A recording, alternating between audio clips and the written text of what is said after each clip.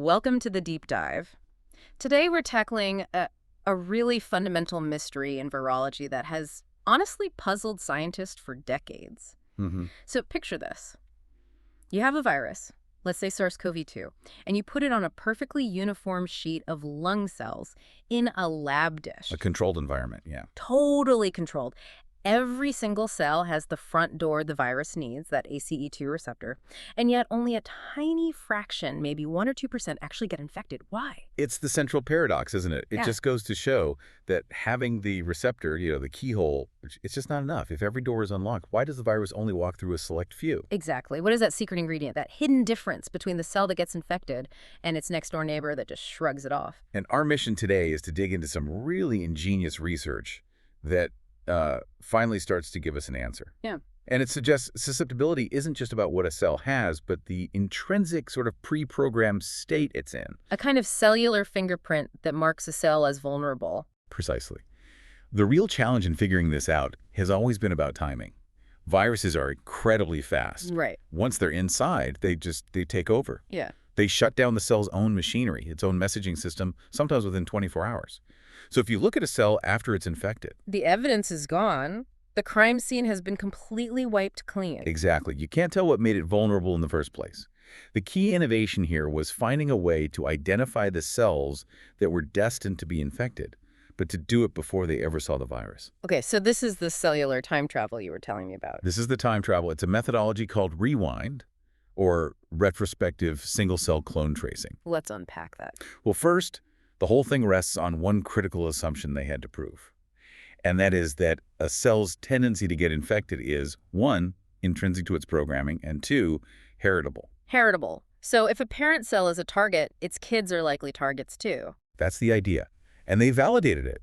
They took lung cells, tagged them with genetic barcodes, and let them divide into clones. Then they split that population in two, infected both halves, and guess what? The same families, the same barcodes got infected in both dishes. Overwhelmingly so. Hmm. It proved susceptibility isn't just random chance, it's baked into the lineage. And that's the foundation that lets you rewind time. Okay, so walk me through the rewind mechanism itself. How does the time machine actually work? Okay, so step 1 is what we just talked about, mark Yeah. coding. You take thousands of cells, each with a unique heritable DNA barcode, like giving every family its own last name. Got it. Step 2, the split.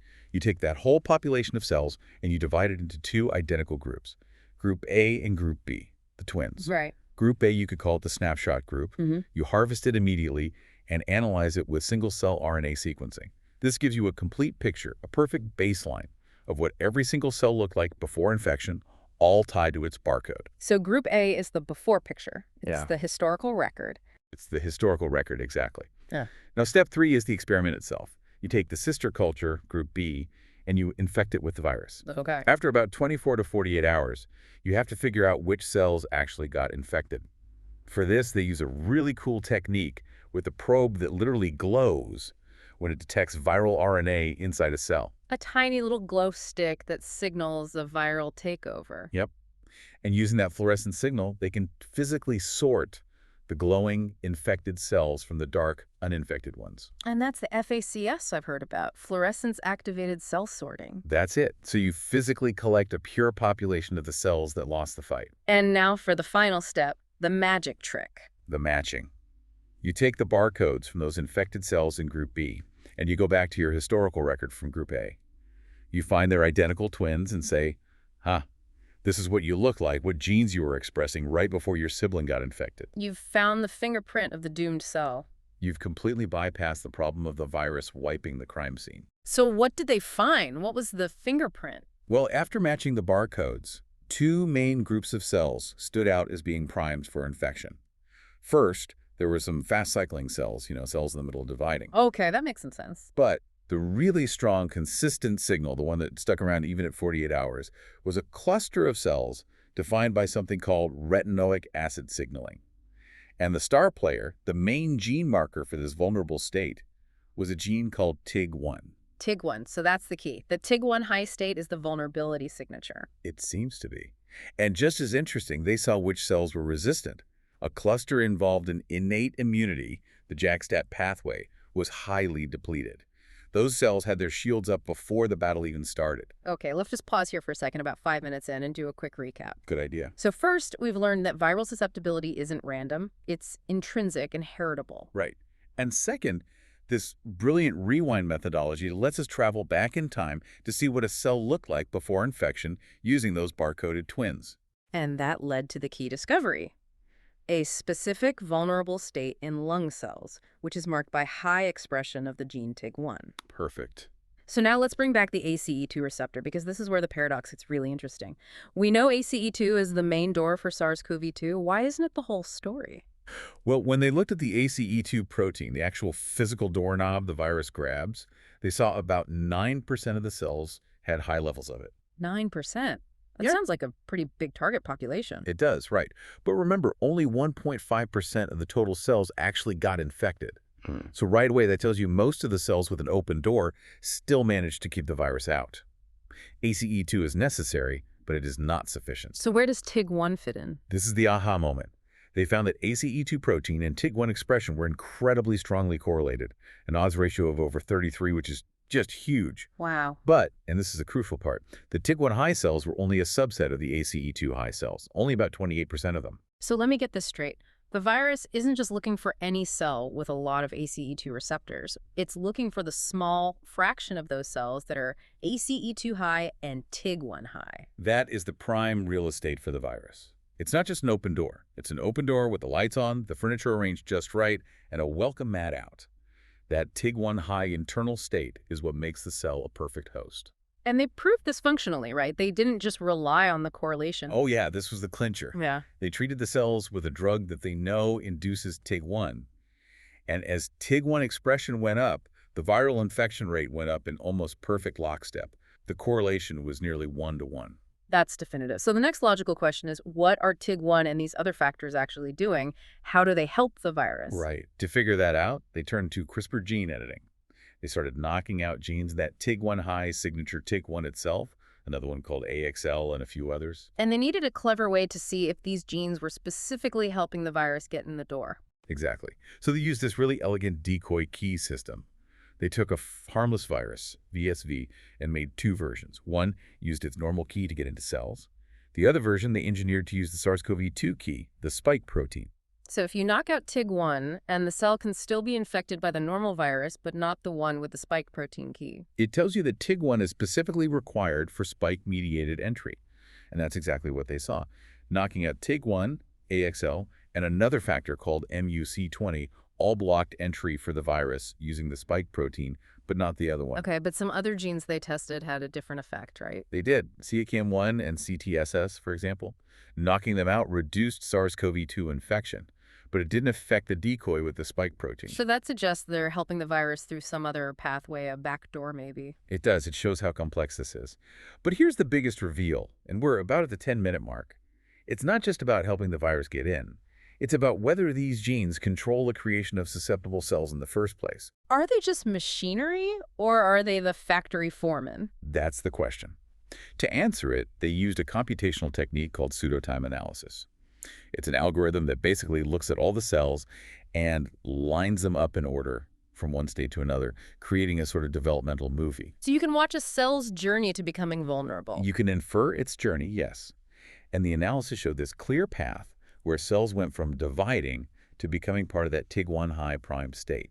And when they looked at which genes turned on first along that path, You see a hierarchy. a clear hierarchy. AXL, another gene TSPN8, and TIG1 itself all appeared early in the trajectory. Other factors, like MUC20, appeared later. This suggested they were the upstream regulators. A foreman. The foreman. And the knockouts confirmed it. When they knocked out AXL or TSPN8, it didn't just block entry. It dramatically reduced the expression of the downstream genes like TIG1, and critically, it reduced the total proportion of cells in the entire population that were in that vulnerable TIG1 high state. That is massive. So AXL and TSPN8 are the master switches. They literally control how many vulnerable targets are available for the virus to find. They're not just gatekeepers, they're architects of the cellular landscape. Okay, let's do another quick recap. We've established that the TIG1 high state helps the virus get in via the spike protein. Check. And we've also learned that upstream factors like AXL, TSPN8, and TIG1 are regulators that control the actual size of that susceptible cell population. Fantastic. So now the crucial step, taking this out of the lab dish, does this TIG1 high state even exist in real human lungs? It does. They checked in two ways. First, in lab-grown cells that are meant to mimic the key lung cells targeted in COVID-19. And yes, the TIG1 high signature was strongly linked to susceptibility there, too. And second, in actual human tissue. They took their TIG1 high signature and they mapped it onto publicly available data from real human lungs. And they found it. It was present in club cells and ciliated cells, which we know are major targets for SARS-CoV-2. So the lab model holds up in reality. And this is where it gets really important for patients because they looked at lungs from people with inflammatory diseases. Right. And what they found was that the proportion of these vulnerable TIG1 high cells was significantly increased in patients with idiopathic pulmonary fibrosis, or IPF, which is a really nasty chronic lung disease. So chronic inflammation in the lungs seems to be creating more of these perfect targets for the virus. That's what the data strongly suggests. And it's not just disease. They also looked at environmental factors. Let me guess. Smoking. Tobacco use. Individuals who used tobacco had a significant increase in the number of cells expressing TIG1 and MUC20 in those critical airway cells. So both pre-existing disease and lifestyle choices can expand the pool of highly susceptible cells in your lungs. Which could be a huge piece of the puzzle for why COVID-19 severity varies so dramatically from person to person. If you start the race with more vulnerable cells, you're already at a disadvantage. Of course, they're careful to say it's a correlation, not proven causation. Absolutely. Yeah. But it's a very, very powerful correlation. So last big question, is this TIG1 high state a general kick-me sign for all viruses, or is it specific to SARS-CoV-2? It's remarkably specific. First, they even saw differences between SARS-CoV-2 variants. The original strain loved the TIG1 high cells, but the Omicron BA.1 variant was less interested. Which fits with what we know about Omicron being a bit different in how and where it infects. Exactly. But the really big test was throwing a completely different virus at it. Influenza A. Influenza could not have cared less about the TIG1 high state. None of those genes matter for its infection. So they had to run the whole rewind experiment again just for influenza. Wait, so what's the fingerprint for the flu? A totally distinct state. For influenza, the susceptible cells were marked by a transitional stem cell signature, with the key genes being KRT8 and CD46. So let me see if I have this. In the same lung, SARS-CoV-2 is looking for TIG1 high cells, and influenza A is looking for KRT8 high cells. Two different viruses, two completely different vulnerability fingerprints. That's the takeaway. And just to bring it full circle, they found that KRT8 expression, the flu's vulnerability marker, was also increased in patients with lung diseases like IPF and COPD, and it also went up with age. So comorbidities can make you more susceptible to different viruses, but they do it by expanding these distinct virus-specific target populations. It's an incredibly elegant and unifying concept. This just completely changes the old textbook view of viral tropism. It is not just about having a receptor. It's about this transient, highly regulated intrinsic state of the cell. And understanding the regulators, those upstream genes like AXL and TSPAN8, that's a whole new playbook for antiviral therapies. Forget blocking the virus. What if we could just flip the switch and tell the cells to get out of that vulnerable state? Make the cellular landscape inhospitable before the virus even shows up. It's a paradigm shift. The link they found to inflammatory lung disease and tobacco use feels like it should be headline news. It's a huge step forward. And it leaves us with a final thought for you, the listener, to really mull over. If we know that pre-existing diseases and even lifestyle factors can increase the number of these highly vulnerable cells in our bodies, how should that change our approach to preventative medicine? Right. Should we be developing therapies that don't target a future virus, but instead target our own cells to actively reduce this pool of vulnerable targets? A therapy that shifts the cellular state away from susceptibility, making us more resilient before a threat even arrives. What would that look like?